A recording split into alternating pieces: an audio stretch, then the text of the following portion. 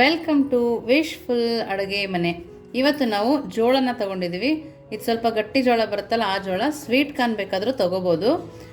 ಇದನ್ನು ನಾವು ನೀಟಾಗಿ ಬಿಡಿಸ್ಕೊಬೇಕು. 2 ಭಾಗ ಮಾಡಿಕೊಂಡು ಬಿಡಿಸ್ಕೊತೀವಲ್ಲ, ಆ ಥರ ಬಿಡಿಸ್ಕೊಂಡ್ರೆ ತುಂಬ ಚೆನ್ನಾಗಿ ಬರುತ್ತೆ. ನೋಡಿ, ನಾವು 2 ಭಾಗ ಮಾಡೋದ್ರಿಂದ ಬೇಗ ಬೇಗ ಬಿಡಿಸ್ಕೊಬೋದು, ನಿಧಾನ ಆಗಲ್ಲ. ಇದು ಸ್ವೀಟ್ ಕಾರ್ನ್ಗಿಂತನೂ ತುಂಬ ಟೇಸ್ಟಿಯಾಗಿರುತ್ತೆ.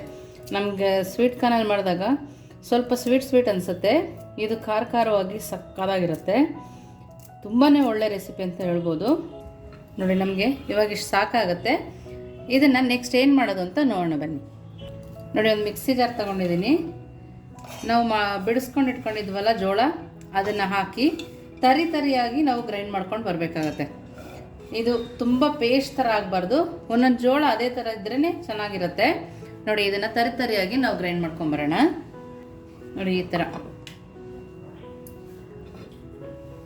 ಈ ಥರ ಪೇಸ್ಟ್ ಆದರೆ ಸಾಕಾಗತ್ತೆ.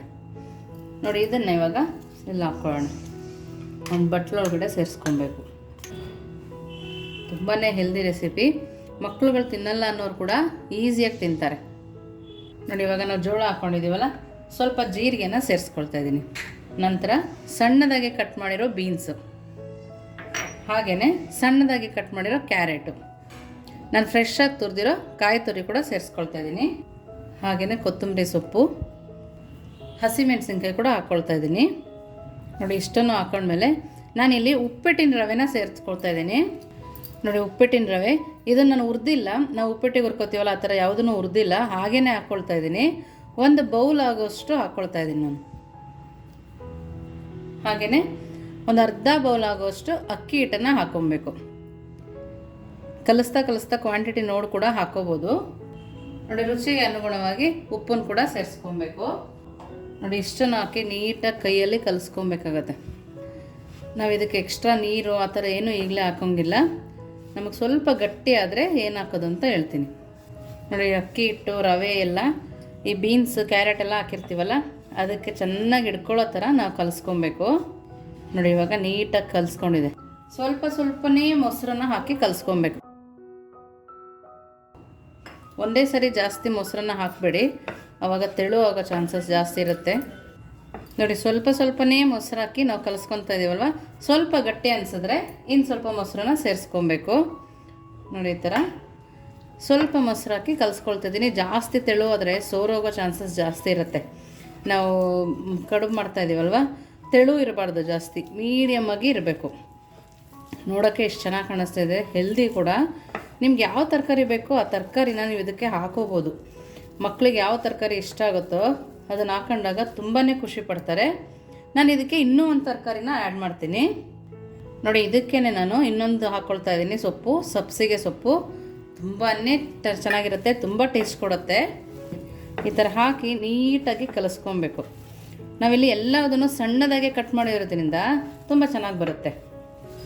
ಕೈಯಲ್ಲೇ ಹದ ಮಾಡ್ತಾ ಕಲಿಸ್ಕೊಂಡಾಗ ನಮ್ಗೆ ಹದ ಕೂಡ ಗೊತ್ತಾಗುತ್ತೆ, ನಾವು ಯಾವ ಥರ ಕಲಿಸ್ತಾ ಇದ್ದೀವಿ ಅನ್ನೋದು. ಕೈಯಲ್ಲಿ ಕಲಿಸ್ದಾಗಲೇ ಗೊತ್ತಾಗೋದು, ಸ್ಪೂನಲ್ಲೆಲ್ಲ ಕಲ್ಸೋಕ್ಕಾಗಲ್ಲ. ನೋಡಿ, ಇಷ್ಟಾದಮೇಲೆ ನೆಕ್ಸ್ಟು ಸ್ವಲ್ಪನೇ ನಾನು ಅಡುಗೆ ಸೋಡಾನ ಹಾಕ್ಕೊಳ್ತಾ ಇದ್ದೀನಿ. ಜಾಸ್ತಿ ಹಾಕ್ಕೊಂಡಿಲ್ಲ, ಸ್ವಲ್ಪನೇ ಹಾಕ್ಕೊಂಡಿದ್ದೀನಿ. ನೋಡಿ, ಈ ಥರ ಹಾಕಿ ಚೆನ್ನಾಗಿ ಕಲಿಸೋದ್ರಿಂದ ತುಂಬ ಚೆನ್ನಾಗಿ ಬರುತ್ತೆ, ಫ್ಲಫಿಯಾಗಿ ಬರುತ್ತೆ, ತುಂಬಾ ಚೆನ್ನಾಗಿರುತ್ತೆ. ನೋಡಿ, ನಾವು ಈ ಹದದಲ್ಲಿ ಕಲಿಸ್ಕೊಬೇಕು. ಈ ಹದದಲ್ಲಿ ಕಲಿಸ್ಕೊಂಡ್ಮೇಲೆ ಸ್ವಲ್ಪ ನೆನೆಯೋಕೆ ಇಡೋಣ. ಅದಾದಮೇಲೆ ನೆಕ್ಸ್ಟ್ ಏನು ಮಾಡೋದು ಅಂತ ನೋಡೋಣ. ನೋಡಿ, ಇವಾಗ ಅದು ನೆನೆಯೋಷ್ಟರೊಳಗೆ ಒಂದು ಸಣ್ಣದಾಗಿ ಚಟ್ನಿ ಮಾಡ್ಕೊಂಬರೋಣ. ಸ್ವಲ್ಪ ತೆಂಗಿನಕಾಯಿನ ಸೇರಿಸ್ಕೊಂಡಿದ್ದೀನಿ. ಹಾಗೆಯೇ ಕೊತ್ತಂಬರಿ ಸೊಪ್ಪು ಕೂಡ ಸೇರಿಸ್ಕೊಳ್ತಾ ಇದ್ದೀನಿ. ಹಸಿಮೆಣಸಿನ್ಕಾಯಿ, ಸ್ವಲ್ಪ ಹುಣಸೆಹಣ್ಣು, ಸ್ವಲ್ಪ ಬೆಳ್ಳುಳ್ಳಿ, 1 ಸ್ಪೂನ್ ಆಗೋಷ್ಟು ಕಡಲೆ, ಹಾಗೆ ರುಚಿಗೆ ತಕ್ಕಷ್ಟು ಉಪ್ಪನ್ನು ಕೂಡ ಸೇರಿಸ್ಕೊಂಡು ಸ್ವಲ್ಪನೇ ನೀರು ಹಾಕಿ ಸಣ್ಣದಾಗಿ ಗ್ರೈಂಡ್ ಮಾಡ್ಕೊಂಡು ಬರೋಣ.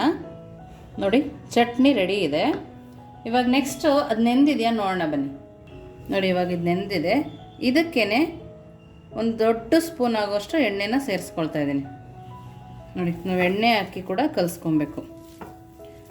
ನಾವು ಎಣ್ಣೆ ಹಾಕೋದ್ರಿಂದ ತುಂಬ ಚೆನ್ನಾಗಿ ಬರುತ್ತೆ. ನೋಡಿ, ನೀವು ಕಲಿಸುವಾಗ ಬೇಕಿದ್ರೂ ಹಾಕೋಬೋದು. ಸ್ವಲ್ಪ ನೆಂದ ಮೇಲೆ ಹಾಕಿದರೆ ಚೆನ್ನಾಗಿ ಬರುತ್ತೆ. ನೋಡಿ, ನಾವು ಕಲಿಸುವಾಗ ಸ್ವಲ್ಪ ಗಟ್ಟಿ ಅನ್ನಿಸ್ತಲ್ವ ನಿಮಗೆ? ಇವಾಗ ನೋಡಿ, ಸ್ವಲ್ಪ ಲೂಸ್ ಆಗಿದೆ. ನೋಡಿ, ಈ ಥರ ಎಲ್ಲ ಕಡೆಗೂ ಎಣ್ಣೆ ಹತ್ತೋ ಥರ ನಾವು ಕಲಿಸ್ಕೊಬೇಕು ಅಂತಾರೆ. ನಾವು ಜೋಳದಲ್ಲಿ ಮಾಡೋದ್ರಿಂದ ಡಿಫ್ರೆಂಟಾಗಿರುತ್ತೆ, ಮಕ್ಕಳು ಕೂಡ ಇಷ್ಟಪಟ್ಟು ತಿಂತಾರೆ. ನೋಡಿ ಈ ಥರ ಕಲಸಿ ನೆಕ್ಸ್ಟ್ ಏನು ಮಾಡೋದು ಅಂತ ನೋಡೋಣ ಬನ್ನಿ. ನೀವು ಇದನ್ನು ತಟ್ಟೆ ಇಡ್ಲಿ ಮಾಡ್ತೀವಲ್ಲ ಅದರಲ್ಲಿ ಕೂಡ ಹಾಕೋಬೋದು. ನಾನು ಸ್ವಲ್ಪ ಡಿಫ್ರೆಂಟಾಗಿರಲಿ ಅಂತ ಈ ಥರ ಮಾಡ್ಕೊಳ್ತಾ ಇದ್ದೀನಿ.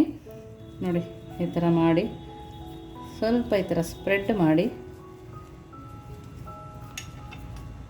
ನೋಡ್ತಾ ಇದ್ದೀರಲ್ಲ ಎಷ್ಟು ಚೆನ್ನಾಗಿ ಕಾಣಿಸ್ತಿದೆ ಅಂಥೇಳಿ. ಈ ಥರ ಫೋಲ್ಡ್ ಮಾಡಿದ್ರೆ ಆಯಿತು. ನೋಡಿ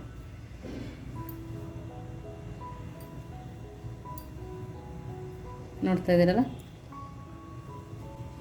ನಾವೆಲ್ಲದನ್ನು ಅದೇ ಥರ ಮಾಡ್ಕೊಳ್ಳೋಣ.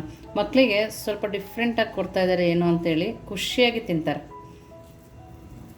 ನೋಡಿ ಈ ಥರ ತೆಳುವಾಗಿ ಹಾಕ್ಕೊಂಡ್ರೆ ನಮಗೆ ಬೇಗ ಬೇಯುತ್ತೆ ಅಂತ. ಈ ಥರ ಮಾಡಿ ಉಲ್ಟಾ ಮಾಡಿ ಇಟ್ಬಿಡ್ಬೇಕು. ನಾನು ಇದು ಮಾಡ್ಕೊಳ್ಳೋ ಅಷ್ಟರೊಳಗೆ ಅಲ್ಲಿ ಇಡ್ಲಿ ಮಾಡ್ತೀವಲ್ವ ಆ ಪಾತ್ರೆನ ಇಟ್ಟು ನೀರನ್ನು ಕುದಿಸ್ಕೊಳ್ತಾ ಇದ್ದೀನಿ. ಒಂದು ತೂತ ಪ್ಲೇಟ್ ಇರುತ್ತೆ ನೋಡಿ, ಅದನ್ನು ಇಟ್ಟು ನಾನು ನೀರನ್ನು ಕುದಿಸ್ಕೊಳ್ತಾ ಇದ್ದೀನಿ. ಒಂದು ಸೈಡ್ ನೀರು ಕೂಡ ಕುದೀತಾ ಇದೆ. ನೋಡಿ ನಾನು ಎಲ್ಲದನ್ನು ಇದೇ ಥರ ಮಾಡ್ಕೊಂಡು ಬರ್ತೀನಿ. ಎಲ್ಲದನ್ನು ಇದೇ ಥರ ಮಾಡಿ ರೆಡಿ ಮಾಡಿ ಇಟ್ಕೊಂಡಿದ್ದೀನಿ ನಾನು. ಇದನ್ನು ಇವಾಗ ಅಲ್ಲಿ ಇಡ್ಲಿ ಕುಕ್ಕರಲ್ಲಿ ಬಿಸಿನೀರು ಕಾಯಕ್ಕೆ ಇಟ್ಕೊಂಡಿದ್ವಲ್ಲ ಅದರೊಳಗಡೆ ಸೇರಿಸ್ಕೊಳ್ಳೋಣ. ನೋಡಿ ಇವಾಗ ಇಲ್ಲಿ ನೀರು ಬಿಸಿಯಾಗಿದೆ. ನಾವು ಮಾಡ್ಕೊಂಡಂಥ ಜೋಳದ ಕಡುಬನ್ನು ಇಟ್ಕೊಳ್ಳೋಣ.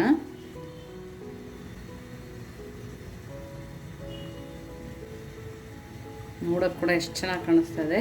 ನಮಗೆ ಹೆಂಗೆ ಅನ್ಸಿದ್ರೆ ಮಕ್ಕಳಿಗೆ ಇಷ್ಟ ಆಗ್ಬೋದು. ಯೋಚನೆ ಮಾಡಿ, ಮಾಡಿಕೊಟ್ಟ ಅಂದರೆ ಯಾವುದರಿಂದ ಮಾಡಿದ್ದೀನಿ ಅಂತ ಕೇಳ್ತಾರೆ, ಅಷ್ಟು ಚೆನ್ನಾಗಿರುತ್ತೆ. ನೀವು ಜೋಳದ ಎಲೆ ಅಷ್ಟು ಚೆನ್ನಾಗಿ ಬರಲಿಲ್ಲ ತೆಗಿಯೋಕ್ಕೆ ಅಂತಂದರೆ ಬಾಳೆದೆಲೆಯಲ್ಲಿ ಕೂಡ ಮಾಡ್ಕೋಬೋದು. ನಾವು ಇದನ್ನು ಇವಾಗ 5ರಿಂದ 10 ನಿಮಿಷ ಫ್ಲೇಮಲ್ಲಿ ಇಟ್ಟೆ ಬೇಯಿಸ್ಕೊಳ್ಳೋಣ. 5ರಿಂದ 10 ನಿಮಿಷ ಬೇಯಿಸ್ಕೊಂಡು ನಂತರ ಏನು ಮಾಡೋದು ಅಂತ ನೋಡೋಣ ಬನ್ನಿ. ನೋಡಿ ಇವಾಗ 10 ನಿಮಿಷ ಆಗಿದೆ. ಕಡುಬು ಬೆಂದಿದೆಯಾ ಅಂಥೇಳಿ ಅಂಟ್ಲಿಲ್ಲ ಅಂದರೆ ನೋಡಿ ಚಾಕು ಚುಚ್ಚಿದ್ದೀನಿ, ಅಂಟಿಲ್ಲ. ಹಿಂಗಿದ್ರೆ ಇವಾಗ ಬೆಂದಿದೆ ಅಂಥೇಳಿ ಈಗ ಸ್ಟವ್ ಆಫ್ ಮಾಡಿಕೊಂಡು ಚಟ್ನಿಗೆ ಒಗ್ಗರಣೆ ಹಾಕೊಳ್ಳೋಣ. ನೋಡಿ ಚಟ್ನಿ ಕೂಡ ಒಂದು ಬೌಲ್ಗೆ ಹಾಕ್ಕೊಂಡು ರೆಡಿ ಮಾಡ್ಕೊಂಡಿದ್ದೀನಿ. ನೋಡಿ ಒಗ್ಗರಣೆ ರೆಡಿ ಇದೆ. ಸ್ವಲ್ಪ ಎಣ್ಣೆ, ಸಾಸಿವೆ, ಕರಿಬೇವಿನ ಸೊಪ್ಪು ಹಾಕಿ ಸಿಂಪಲಾಗಿ ಒಂದು ಒಗ್ಗರಣೆ. ನೋಡಿ ನಿಮಗೆ ಹಿಂಗೂ ಬೇಕಾದರೂ ಹಾಕೊಬೋದು. ನೋಡಿ ಇದನ್ನು ಪಕ್ಕಕ್ಕೆ ಇಟ್ಟು ಅದು ತಣ್ಣಗಾದ್ಮೇಲೆ ಸರ್ವ್ ಮಾಡ್ಕೊಳ್ಳೋಣ. ನೋಡಿ ಇವಾಗ ಒಂದು ಪ್ಲೇಟ್ ರೆಡಿ ಇದೆ. ಬಿಸಿ ಬಿಸಿ ರವೆ ಜೋಳದ ಕಡುಬು ನೋಡ್ತಾ ಇದ್ದೀರಲ್ಲ ಎಷ್ಟು ಚೆನ್ನಾಗಿ ಕಾಣಿಸ್ತಿದೆ ಅಂಥೇಳಿ. ನೋಡಿ ತುಂಬಾ ಚೆನ್ನಾಗಿದೆ. ನೋಡಿ ಆ ಜೋಳದ ಎಲೆ ಇರುತ್ತಲ್ಲ ಅದರದ್ದು ಲೈನ್ ಕೂಡ ಎಷ್ಟು ಚೆನ್ನಾಗಿ ಬಂದಿದೆ ನೋಡಿ.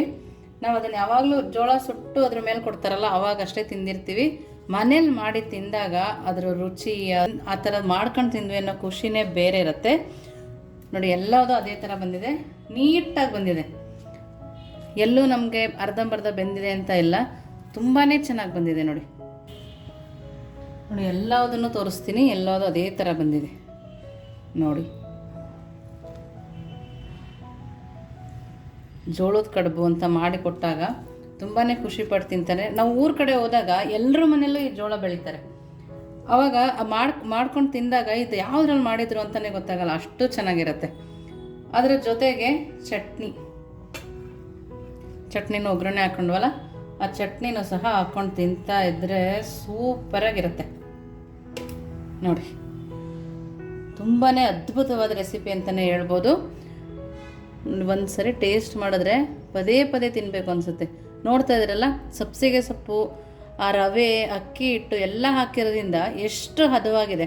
ನಾವು ಕೊನೆಗೆ ಎಣ್ಣೆ ಹಾಕಿ ಬೇಯಿಸಿರೋದ್ರಿಂದ ಎಷ್ಟು ಸಾಫ್ಟ್ ಅನ್ನಿಸ್ತದೆ ನೋಡಿ. ನಿಮಗೆ ಸೋಡಾ ಬೇಕಿದ್ರೆ ಹಾಕ್ಬೋದು, ಇಲ್ಲಾಂದರೆ ಹಾಕಲಿಲ್ಲ ಅಂದರೂ ನಡೆಯುತ್ತೆ. ನೋಡಿ ಹೇಳ್ತೀನಿ,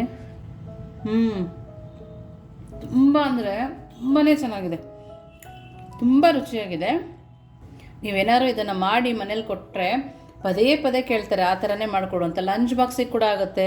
ಯಾರಾದ್ರು ಗೆಸ್ಟ್ ಬಂದಾಗ ಕೂಡ ತುಂಬಾ ಸುಲಭವಾಗಿ ಮಾಡಿಕೊಡ್ಬೋದು.